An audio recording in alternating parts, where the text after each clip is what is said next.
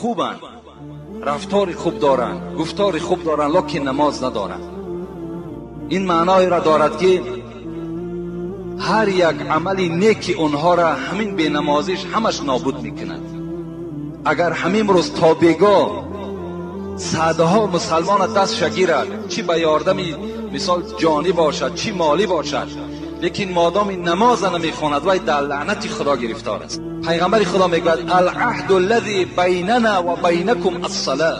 ای امت اسلام، من با شما در عهد بستگی هستم، شرطنامه دارم. پیغمبر میگوید یعنی در حالت شما امتی من هستید، در حالت شما مسلمانی کامل هستید که شما نماز داشته باشید.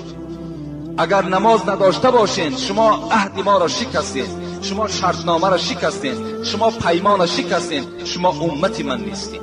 یعنی همه کارهای این برادر حبطه است، بیکاره است.